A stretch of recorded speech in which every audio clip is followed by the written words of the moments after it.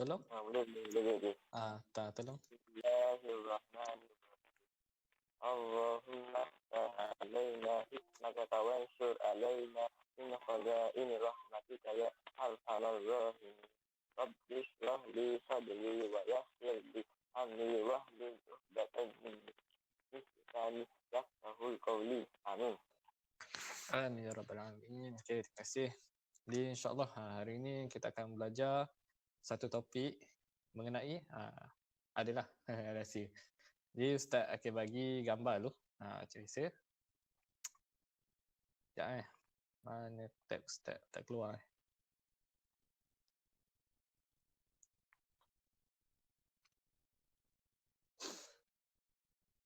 Okey, keluar dah. Nampak? Nampak. Gambar apa tu? Huruf H. D. Okey, gambar kedua. Ni? Mekah. Mekah. Ni gambar apa? Masyarakat. Berjabat tangan. Berjabat tangan. Salam. Bersalaman. Lagi? Hormat orang muda dan tua. Hormat orang muda dan tua. Okey, bagus. Jadi dia ada tiga gambar. Dia ada kaitan ni. Huruf H, Mekah dengan nampak sepuluh orang jabat tangan ni. Pakai semak-semak ni. Dia pakai semak ni. Sepuluh orang berjabat gitu. Jadi cuba teka apa kaitan tiga-tiga gambar ni. Huruf H, Mekah, orang duk jabat tangan.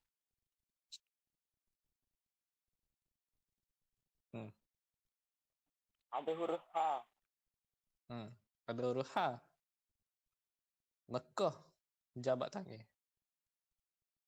Ni kalau kita tengok betul-betul dia macam buat persetujuan pun ada dia. Persetujuan untuk buat projek gitu lah. Maksudnya dia macam bicara dia. Jadi apa? Dia ada kaitan ni, ada kaitan. Hudaibiyah.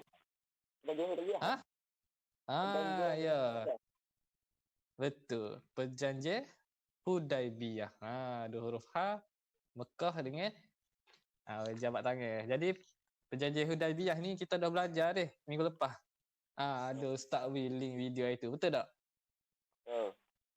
Kita belajar pasal latar belakang. Jadi hari ini kita akan belajar pasal apa? Seterusnya. Apa kita akan belajar? Syarat-syarat. Syarat-syarat. Ada lagi? Okey, tanya syarat-syarat.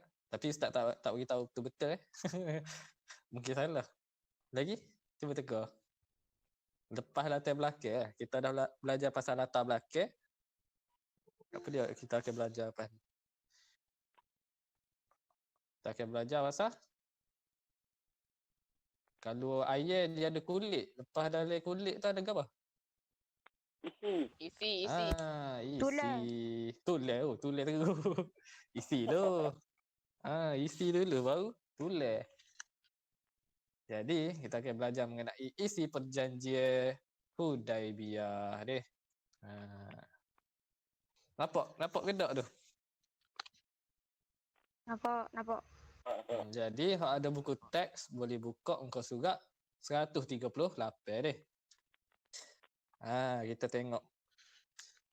Jadi sebelum kita masuk Ustaz nak tanya, pernah belajar tak isi perjanjian Hudaibiyah ni? Masa Joh 4, Joh 5 pernah? Serah macam pernah tapi tak ingat. Serah macam pernah. Tapi tak ingat Jadi sebelum sebelum Ustaz go through lagi, ada berapa isi perjanjian Hudaibiyah rasa-rasanya?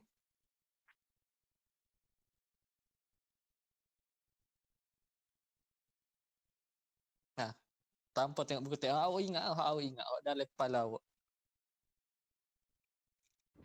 5. 5, 3. Ada ayat 5, ada ayat 3 deh. Okey, apa?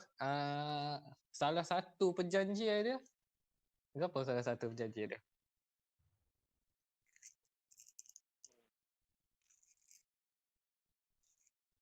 Salah satu. Tak ingat eh. Bak apa? Bak apa orang buat perjanjian ni sebenar? Pergi Mekah.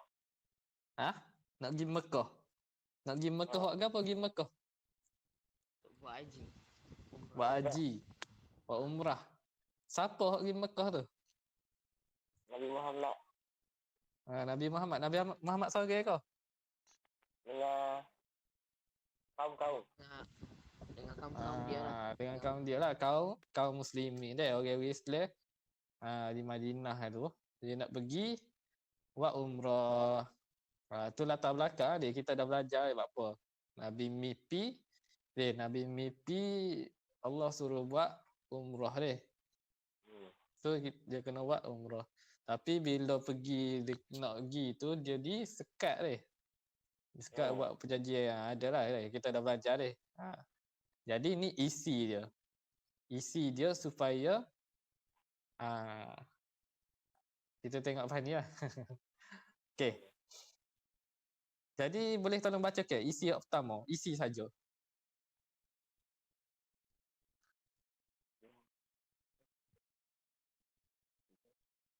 Sorry wakil. Wakil. Bukan wakil. Sorry wakil. Asfar Saya, lo saya. ikut lah. Saya. Asfar. Isi perjanjian Hak pertama. Genjatan senjata selama 10 tahun. Okey. Okey, orang lain pula. Hak nombor 2. Okey, terima kasih Asfar. Orang lain? Saya. Okey, beres. Orang Islam tidak dibenarkan menunaikan umrah pada tahun itu. Okey. Bagus. Terima kasih. Okey, nombor 3. Nama saya. Okey. Kedua-dua pihak bebas membuat perjanjian dengan pihak yang lain. Okey, nombor 4. Nombor 4. Siapa nak?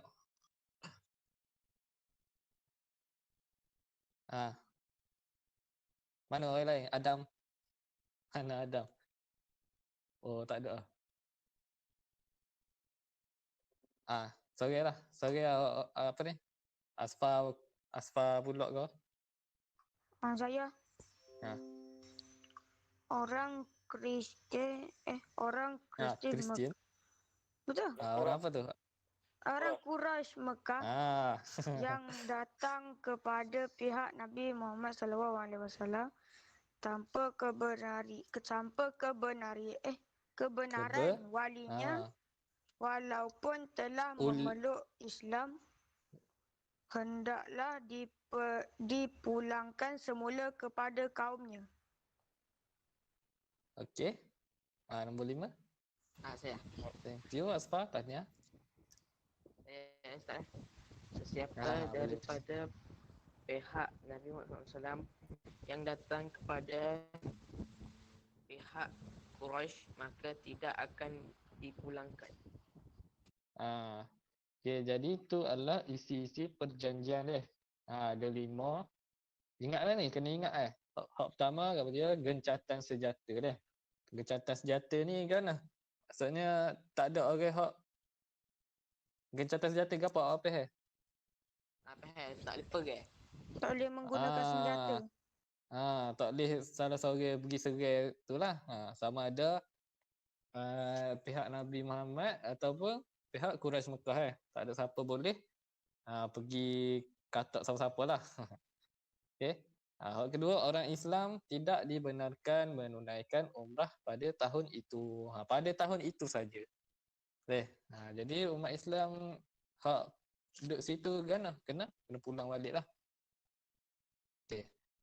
Hak ketiga, kedua-dua pihak bebas membuat perjanjian dengan pihak yang lain. Maksudnya umat Nabi Muhammad SAW dengan pihak Quraisy Mekah tetap bebaslah nak buat perjanjian dengan mana-mana pihak pun. dibenarkan, tidak terhalang. Jadi nombor keempat, orang Quraisy Mekah yang datang.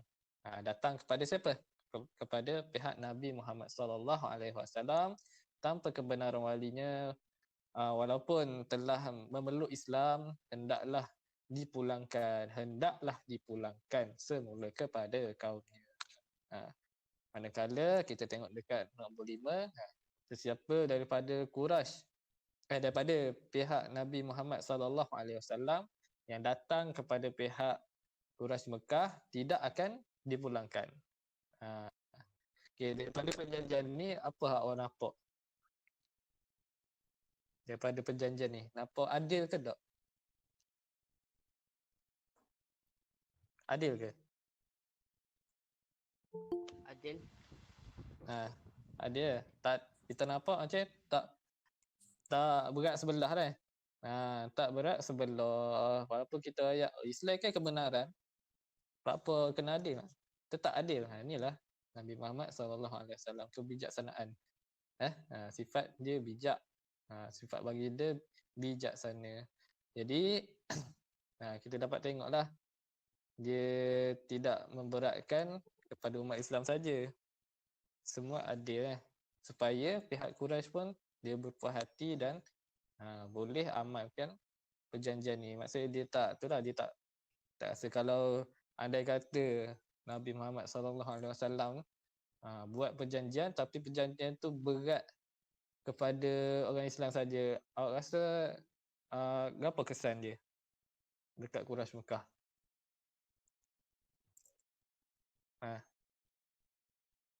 Andai kata perjanjian ni dia buat baginda buat berat sebelah,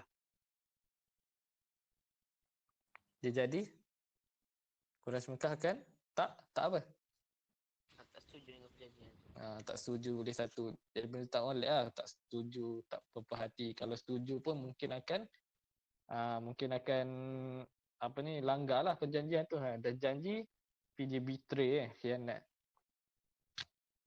Ni nampak molek lah. Lepas tu kita tengok kesan.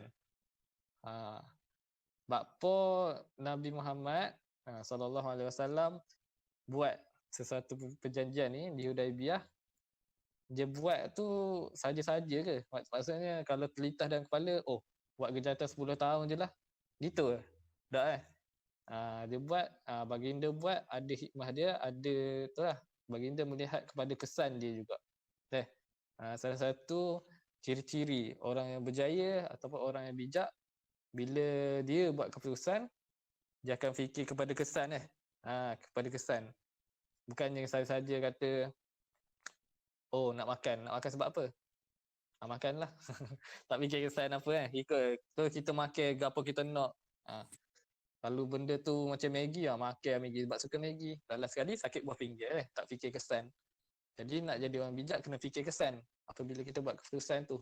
Walaupun benda tu simple seperti makan, seperti bila waktu tidur kita bila waktu tidur nampak simple, tapi orang yang memikirkan kepada kesan akan mendapat hasil yang terbaik lah dalam dia membuat pilihan. Okay, jadi kita tengok kesan dia. Siapa boleh tolong bacakan kesan yang pertama?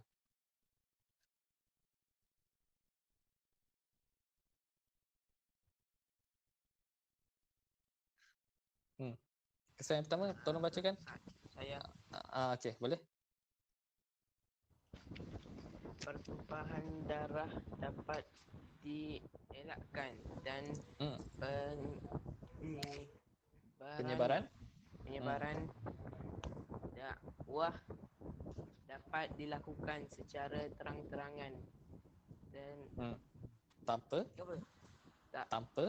tanpa halangan. Yes. Jadi ini adalah kesan dia Satu, kenapa Nabi Muhammad SAW mencadangkan untuk gencatan senjata supaya tak ada pertumpahan darah walaupun Quraisy Mekah ni merupakan halangan untuk orang Islam, tapi Nabi bukan sewenang-wenangnya nak pergi perang tu pergi perang pergi bunuh orang ni, tak. Islam itu damai. So ada kita buat perjanjian supaya tak ada pertumpahan darah lah. Dan satu lagi bijaknya Rasulullah sallallahu alaihi wasallam ni dengan membuat gencatan senjata ni, umat Islam dapat menyebarkan secara terang-terangan tanpa halangan. Terang lah, tak payah secara sorok-sorok kan. Kalau buat terang, orang nak apa ni?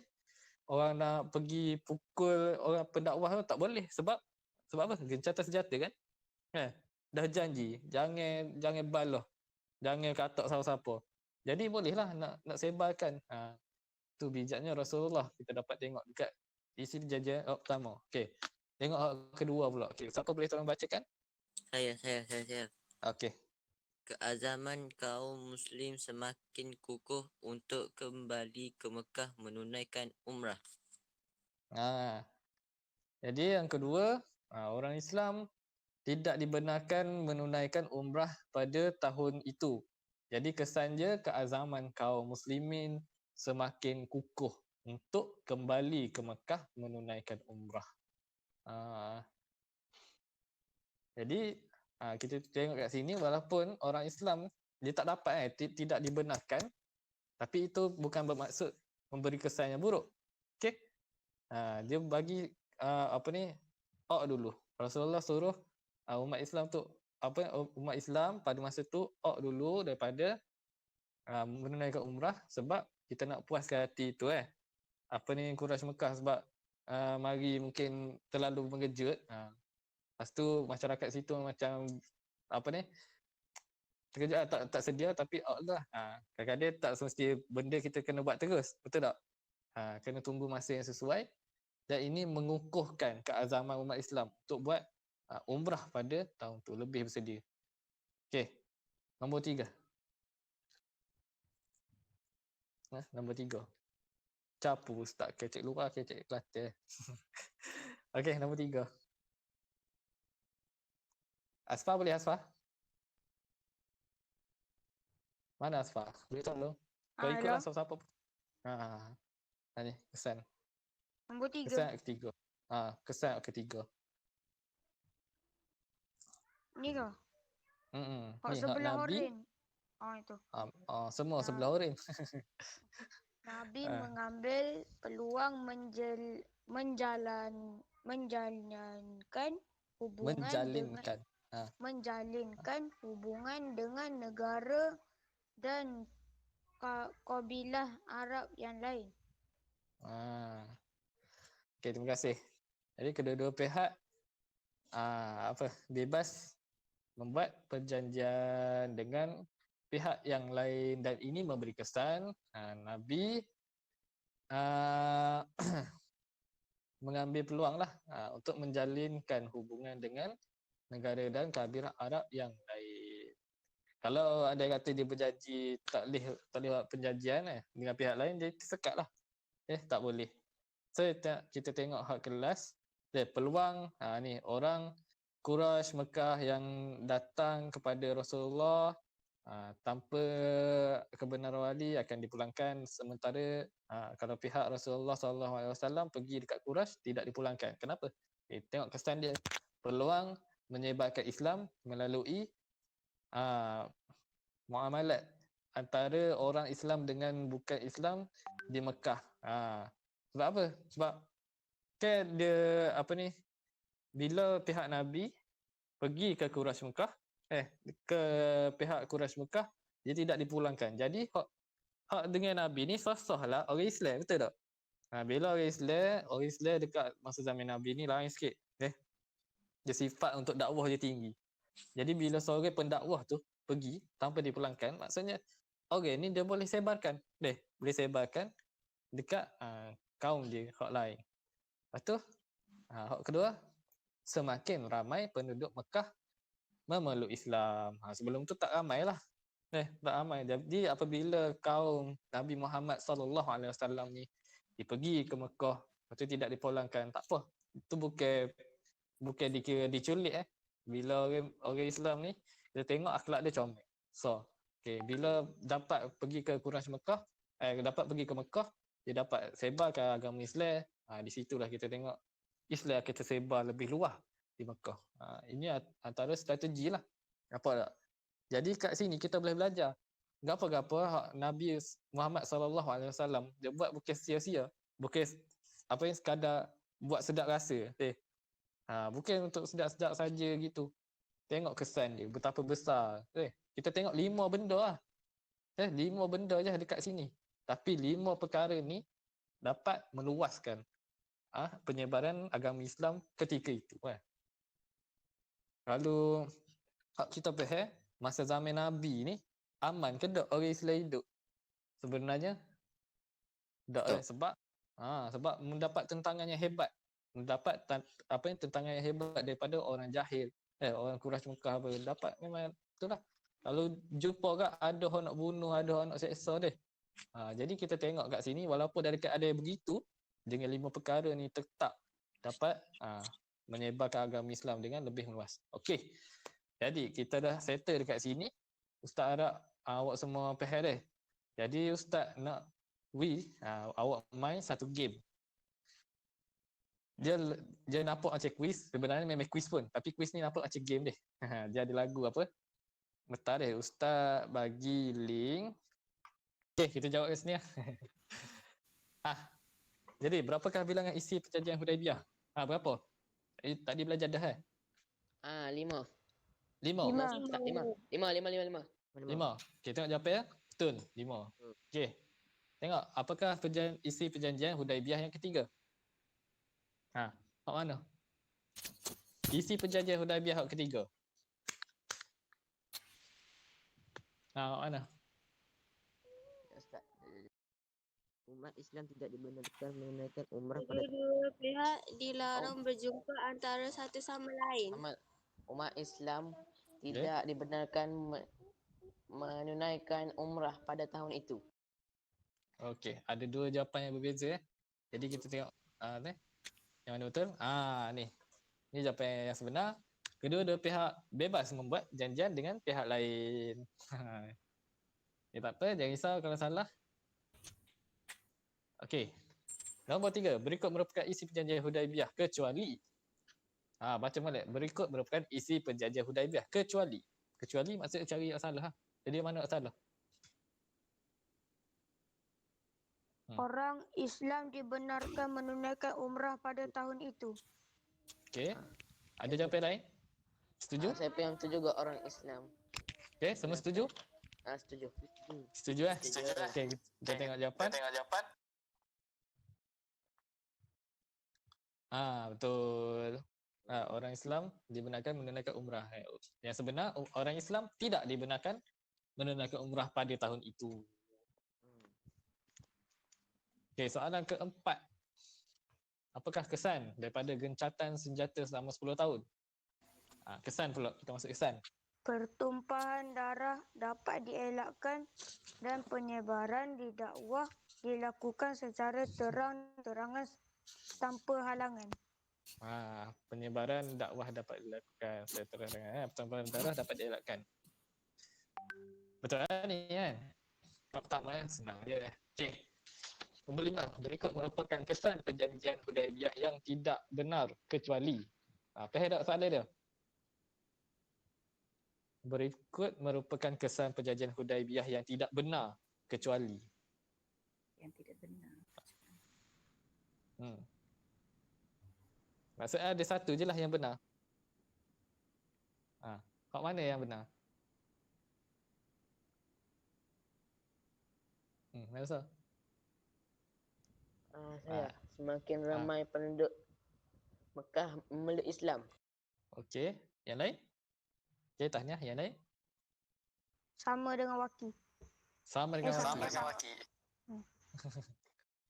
Sama dengan Waki tu sebab tak yakin tu macam mana? Saya sendiri kan. Okey.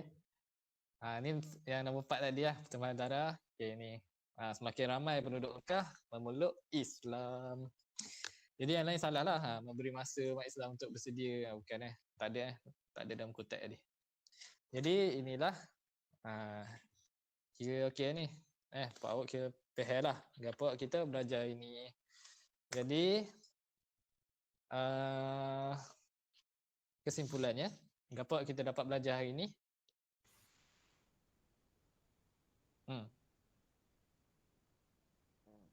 Awak belajar ke apa? Kesan perjanjian Hudaibiyah dan itulah. Isi perjanjian. Isi betul. Jadi nilai dia apa? Awak dapat belajar nilai murni dia. Sebelum awak berjanji, fikir kesan dulu. Sebelum buat perjanjian fikir kesan. Lagi?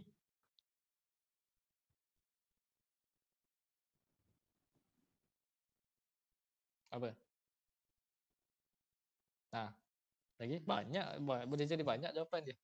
Lagi? Apa? Tak ada lah. Tak ada jeng. Okay, itulah. Antaranya macam siapa yang bagi tahu tadi? Buat perjanjian. Tapi kita dalam kehidupan seharian, bila kita nak buat sesuatu pilihan ke keputusan ke, perlu bertindak dengan bijak lah. Memikirkan kesan. Okay, tak bolehlah kita buat sembrono panggil.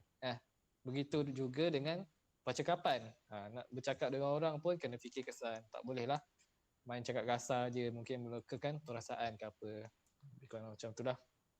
Jadi Alhamdulillah, kuis pun Ustaz tengok ramai boleh buat Ustaz bagi soalan macam ni, dia mudah je kan. Jadi tugas kamu adalah untuk menghafal lah. Supaya dalam ujian nanti kamu boleh dapat jawab dengan cemerlang. Jadi itu sajalah pembelajaran kita untuk hari ini. Terima kasih kerana melibatkan diri. Terima kasih dan tahniah lah kerana hadir.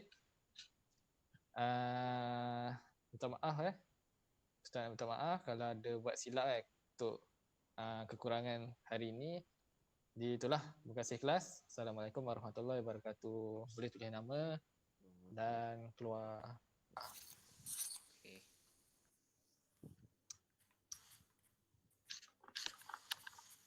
Okay, Asfa.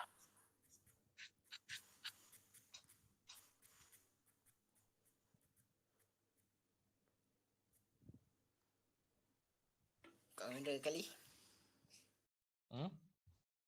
Kamera kali. Semua. Buka kamera sekali semua. Nak tangkap gambar? Boleh tak? Tangkap gambar. Kita tangkap gambar. Apa? Boleh. Okey. 1, 2, 3.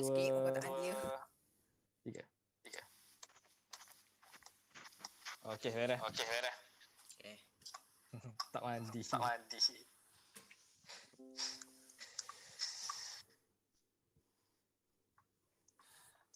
Okeylah. Kalau dah tulis, boleh keluar lah. Okay, thank you. Terima kasih.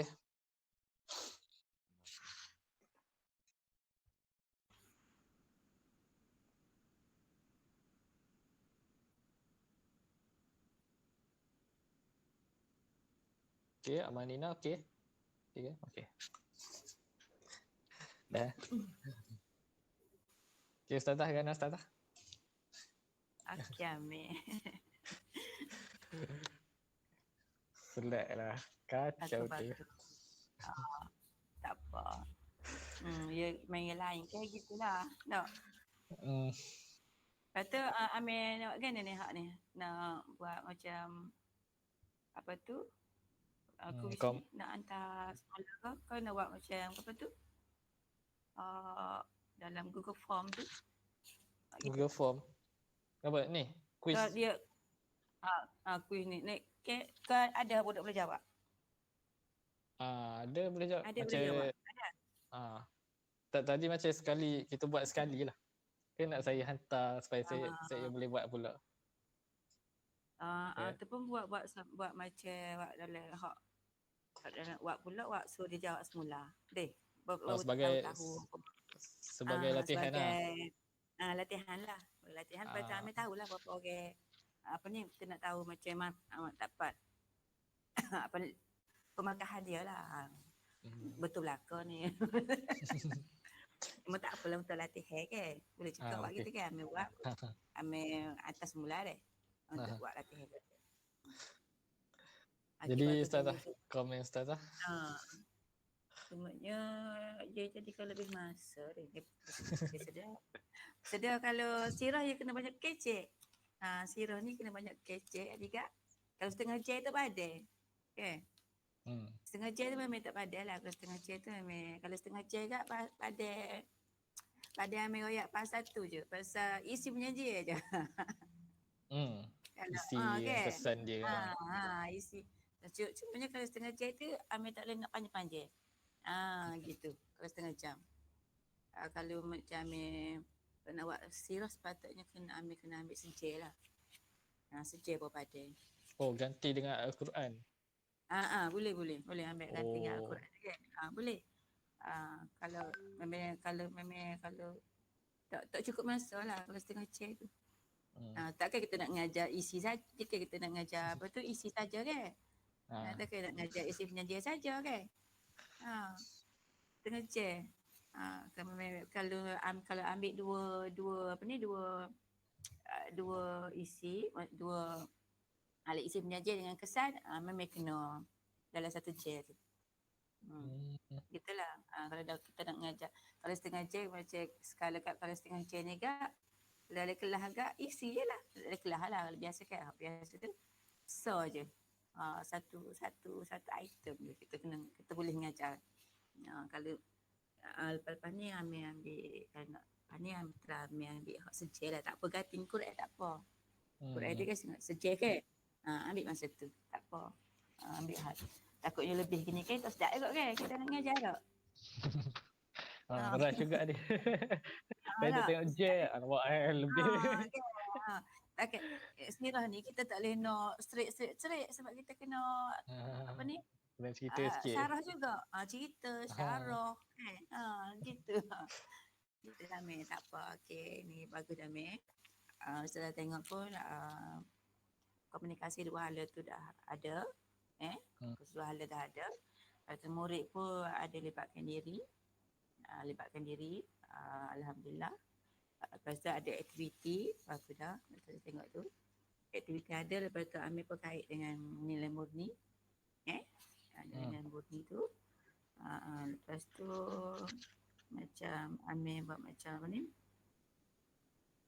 Ambil tanya dia kan macam soalan percambahan minda gitu. Okey lah. Okey, bagus ni. Alhamdulillah bagus. Baiklah. Oh, tu.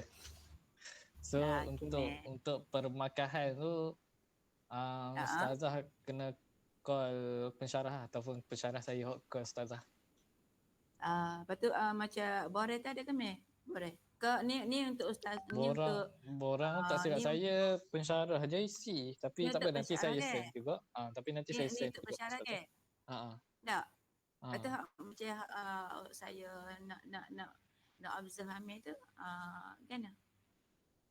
Kira ni juga. Itu tak tahu boleh ke tak gitu. Nanti saya tanya pensyarah pula kalau boleh sekali. Tak apa. Tapi hari tu ustazah pernah tengok ke? Ustazah pernah tak apa. Amir bagi borang kat ustazah tu. Lepas tu kita fikirlah nak buat agapo. Okey. Ada. Dia sebenarnya 2 kali pun kira okey dah. Untuk ustazah saja. 2 kali. Hari tu kan saya masuk dah ke sekali ke? Hari tu. Deh. Tak apalah ustaz Amir atas borang kat ustazah tu tengok. Lepas tu kan bincang dengan Amir nak ustazah nak hari gapo. Amir nak hari gapo. Okey. Dak hari sebelum ni lah tajuk gapo. Dak lepas tu Amir hantar ke ustazah aku tu lah nak cakap ngajar. Okey. Dah. Senang. Okey Amir. Terima kasih untuk ini. Okey sama-sama. Okey, Assalamualaikum. Waalaikumsalam.